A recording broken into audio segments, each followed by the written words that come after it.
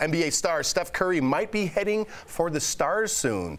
On a radio show earlier this week, the Golden State Warrior doubted whether the U.S. ever landed on the moon, and well, NASA is having none of it. The space agency invited him to tour the lunar lab at their Johnson Space Center in Houston, and the head of NASA had this to say to TMZ.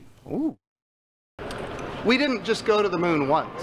We went to the moon 6 times, and we did it from 1969 to 1972 with 6 different spots with 12 humans on the surface of the moon, and at the time, we were in a geopolitical struggle with the Soviet Union. And the Soviet Union never once suggested that we didn't go to the moon. In fact, they congratulated us, and they eventually joined us on the Apollo-Soyuz mission. My son is a huge fan of Steph Curry. So if we can get him involved in space, I'm for it. Good on TMZ for finding that guy.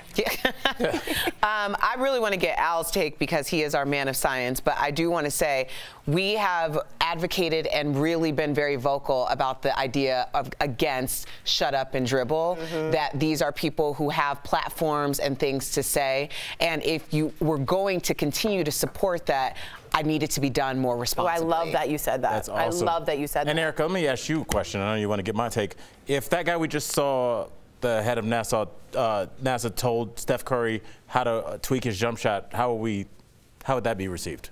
It wouldn't be good. It would be ludicrous. Yeah, I don't want to make it seem like you're putting him on blast, because you totally weren't. But I love the way he answered that question. Yes. He was very responsible, respectful. Hey, Steph, come on down. We're going to show you what it is. It almost wanted me to get more involved. If I was a child seeing that, I'd be like, hey, maybe I want to see both sides of this. So I thought he was very responsible in the way he answered that question. Right, and I just want people to know that in this situation, there aren't both sides. There's NASA, and then there's Steph Curry talking out of his behind.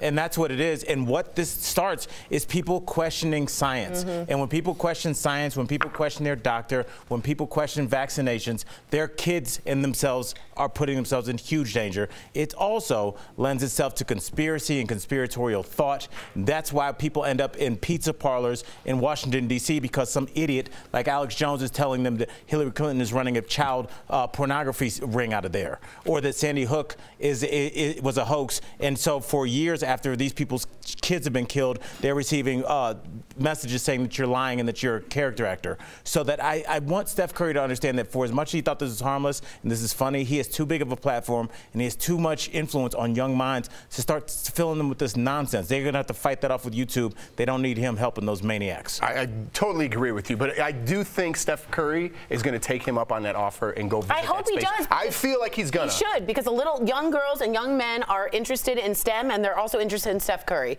So they should do both. And I hope he brings Riley. Yep. There you go. Both I like Rileys. that. Both Rileys.